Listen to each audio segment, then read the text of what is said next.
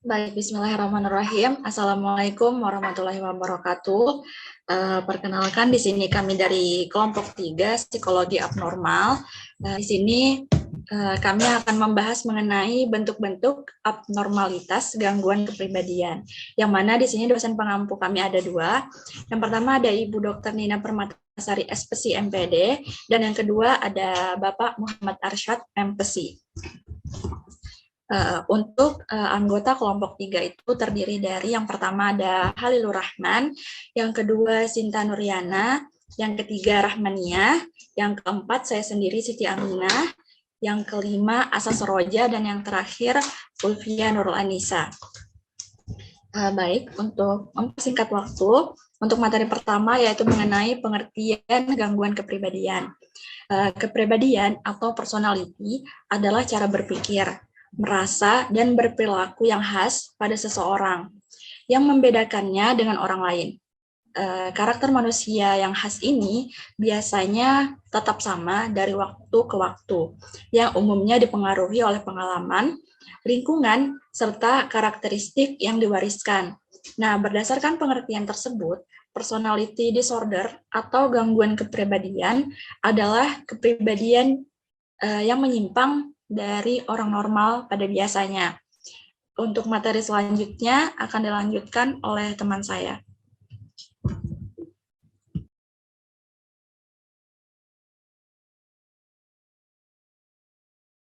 Baik, yang selanjutnya ada pengertian gangguan kepribadian atau paranoid personality disorder. Nah, ini ada gangguan kepribadian paranoid merupakan kondisi karakteristik di mana individu tidak dapat mempercayai dan curiga terhadap orang lain secara berlebihan. Dikatakan sebagai bentuk gangguan apabila perilaku tersebut sifatnya menetap, mengganggu, dan membuat tertekan. Akan tetapi, perilaku ini tidak disebut sebagai bentuk gangguan kepribadian bila kemunculan perilaku tersebut disebabkan oleh skizofrenia, gangguan mood seperti depresi berat dengan gejala psikotik atau gangguan psikotik lainnya, faktor neurologi atau sebab-sebab yang diakibatkan oleh kondisi medis. Oke, next. Nah, di sini ada ciri-ciri paranoid personality disorder, yang itu yang pertama adanya delusi atau waham, kemudian adanya halusinasi yaitu persepsi palsu atau menganggap suatu hal ada dan nyata padahal kenyataannya hal tersebut hanyalah hayalan. Ketiga, gejala motorik dapat dilihat dari ekspresi wajah yang aneh dan khas diikuti dengan gerakan tangan, jari, dan lengan yang aneh dan juga dapat dilihat di cara berjalannya. Kemudian yang keempat adanya gangguan emosi. Kelima, penarikan sosial atau social withdrawal pada umumnya tidak menyukai orang lain dan menganggap orang lain tidak menyukai dirinya sehingga dia hanya memiliki sedikit teman. Next. Nah, kemudian ini ada tindakan penyembuhan paranoid personality disorder. Nah, yang pertama itu ada medis. Nah, yang contohnya yang medis ini dengan mengurangi pikiran atau pandangan yang tidak berdasarkan nyataan pada individu dengan gangguan kepribadian paranoid diberikan obat antipsikotik. Kemudian yang kedua ada psikoterapi. Nah, terapi yang diberikan itu untuk orang dengan gangguan kepribadian paranoid yaitu ada kognitif behavioral terapi atau CBT. Dengan terapi CBT, orang tersebut menjadi terbantu untuk mengenali sikap dan perilaku yang tidak sehat serta kepercayaan dan pikiran negatif sekaligus mengembalikannya ke arah hal-hal yang positif. Selain terapi CBT, terapi kelompok juga dapat diberikan orang dengan gangguan kepribadian paranoid. Mungkin selanjutnya akan dijelaskan oleh teman saya. Baik, selanjutnya saya akan menjelaskan mengenai gangguan kepribadian skizoid. Nah, jadi gangguan kepribadian skizoid ini merupakan pola pelepasan diri dari hubungan sosial dan keterbatasan rentang ekspresi emosional. Nah, jadi mereka lebih suka menghabiskan waktunya sendirian daripada bersama dengan orang lain. Mereka juga sering nampak acuh tak acuh terhadap kritikan atau persetujuan dari orang lain dan juga nampak terganggu dengan apa yang orang lain pikirkan kepada mereka. Next.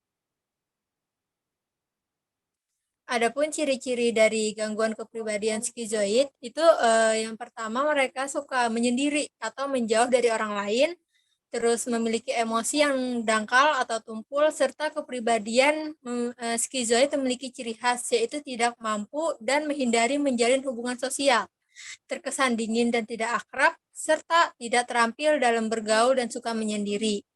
Baiklah, next.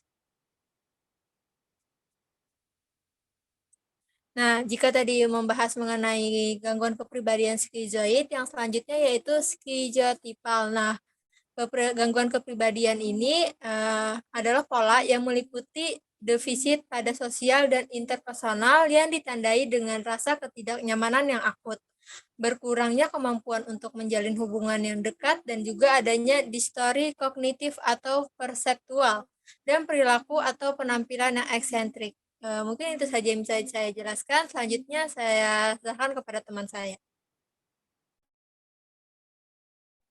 Oke, saya akan melanjutkan penjelasannya. Di sini ada mengenai jenis-jenis gangguan kepribadian dari schizopal personality disorder. Nah, jenis-jenis dari gangguan kepribadian schizopal ada dua, yaitu schizopal implicit dan schizopal timorus.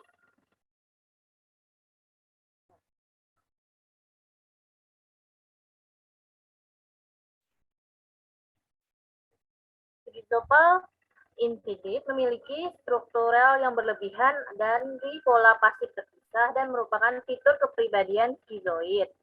Yang keduanya yaitu timorus merupakan struktural yang berlebihan dari pola aktif terpisah juga, yang fitur dari kepribadiannya lebih avoidan, mengambangkan penilaian kepribadian avoidan yang berlebihan dan hypervigilance sehingga menjadi tertarik kepada hal-hal yang aneh, berfokus pada hal-hal yang tidak relevan, berperilaku tahayul, dan terkadang melakukan ritual-ritual. Oke, next slide. Nah, di sini ada ciri-ciri schizopal personality disorder. Ciri-cirinya ada, yang pertama adalah memiliki ide referensi atau ideas of reference. Yang kedua adalah percaya dengan fenomena paranormal atau kekuatan super atau tahayul di luar norma struktural yang ada. Contohnya misalnya percaya dengan adanya dukun yang mampu melakukan berbagai ilmu hitam misalnya. Yang ketiga adalah pengalaman persepsi yang tidak biasa. Yang keempat adalah memiliki pemikiran dan cara bicara yang tidak biasa seperti berbicaranya samar, terkadang bertele-tele, metamorfosis, dan terlalu rumit. Nah, selanjutnya adalah selalu merasa curiga atau berpikiran paranoid. Selanjutnya juga menampilkan emosi yang tidak sesuai atau datar dan terbatas. Yang selanjutnya memiliki rasa cemas yang berlebihan untuk melakukan interaksi sosial, terutama saat melibatkan orang yang tidak dikenal. Next slide. Nah, ini berikut adalah faktor resiko dari kepribadian schizopal personality disorder. Faktor pertama adalah orang tersebut akan mengidap skizofrenia. Yang kedua, pernah mengalami kekerasan fisik maupun verbal pada masa kanak-kanak. Yang ketiga, terabaikan oleh komunitasnya atau komunitas di sekitarnya. Yang keempat adalah adanya trauma psikis. Dan yang kelima adalah memiliki gangguan kepribadian lainnya. Oke, penjelasan selanjutnya akan dijelaskan oleh teman kelompok saya. Oke, terima kasih kepada Rahman ya. Selanjutnya yaitu pengertian antisosial personality disorder. Antisosial cenderung tidak mempertimbangkan keberadaan orang lain dan tidak memenuhi norma-norma sosial yang berlaku secara umum di masyarakat. Seseorang yang antisosial ditandai dengan perilaku yang tidak bertanggung jawab, mengkritik tatanan sosial, tidak ada sikap menolong ke arah perbaikan sosial, hingga melanggar tatanan sosial yang berlaku di masyarakat. Next. Selanjutnya bentuk-bentuk antisosial. Di sini ada terbagi menjadi 3. Yang pertama ada antikonformitas, dendam antisosial, dan aksi antisosial. Di sini saya akan menjelaskan terlebih dahulu tentang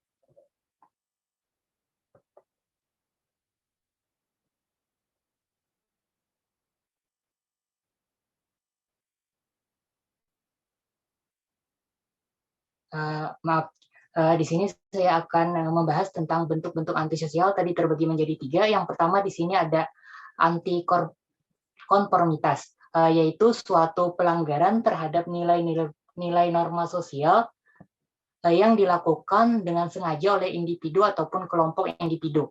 Sebagai contohnya, seperti mencuri, membunuh, membuat keributan, dan mengasingkan diri dari pergaulan masyarakat. Yang kedua di sini ada aksi antisosial, yang mana artinya adalah sebuah aksi yang menempatkan kepentingan pribadi ataupun kepentingan kelompok tertentu di atas kepentingan umum. Contohnya, tidak mau mengikuti kegiatan gotong royong di masyarakat, memanipulasi data keuangan, serta organisasi demi kepentingan diri sendiri dan lain-lainnya. Yang ketiga ada dendam antisosial atau antisocial grudge, atau dendam antisosial, yaitu rasa dendam atau sakit hati terhadap masyarakat maupun terhadap aturan sosial tertentu sehingga menimbulkan perilaku menyimpang. Next.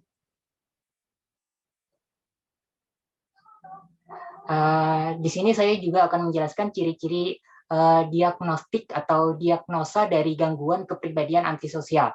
Ada beberapa. Yang pertama ada kurang patuh terhadap norma sosial dan peraturan hukum.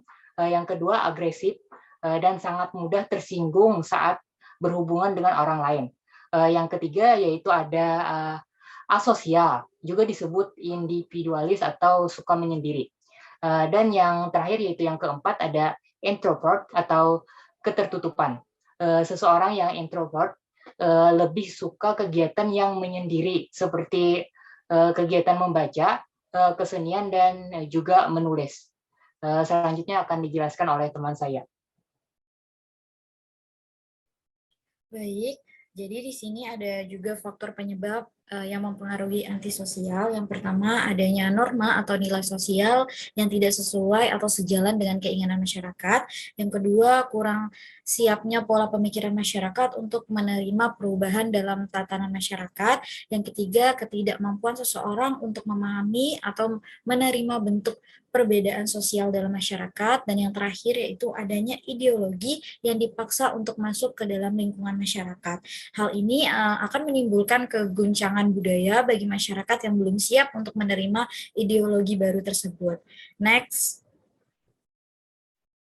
Di sini juga ada beberapa penyebab yang dianggap berpengaruh terhadap timbulnya perilaku antisosial pada individu. Yang pertama, kurang patuh terhadap norma sosial dan peraturan hukum. Yang kedua, yaitu agresif dan sangat mudah tersinggung saat berhubungan dengan orang lain. Yang ketiga, asosial untuk disebut individualis atau penyendiri. Yang keempat, itu introvert atau ketertutupan. Jadi seseorang yang introvert itu lebih suka kegiatan yang menyendiri seperti membaca, kesenian, dan menulis. Jadi antisosial pada diri seseorang itu juga dipengaruhi oleh kondisi di luar diri seseorang seperti faktor keluarga, lingkungan sekolah, dan lingkungan sekitar. Next. Di sini juga ada peran guru BK terhadap gangguan kepribadian siswa, yaitu guru bimbingan konseling itu berperan penting dalam membentuk karakter siswa. Penyelenggaraan pendidikan karakter itu juga memerlukan pendekatan personal, baik dalam arti guru pembimbing harus kompeten dan layak untuk dicontoh. Di samping itu juga pada umumnya para siswa itu akan respect kepada mereka yang memiliki kedekatan secara pribadi sehingga memudahkan terjadinya penyampaian pesan-pesan atau informasi tentang pendidikan karakter. Salah satu cara yang bisa ditempuh oleh guru BK yaitu menyelenggarakan layanan bimbingan dan konseling kelompok. Next. Ya, baik. Mungkin itu saja presentasi dari kelompok kami. Salah hilafnya kami mohon maaf. Wassalamualaikum warahmatullahi wabarakatuh. Waalaikumsalam warahmatullahi wabarakatuh.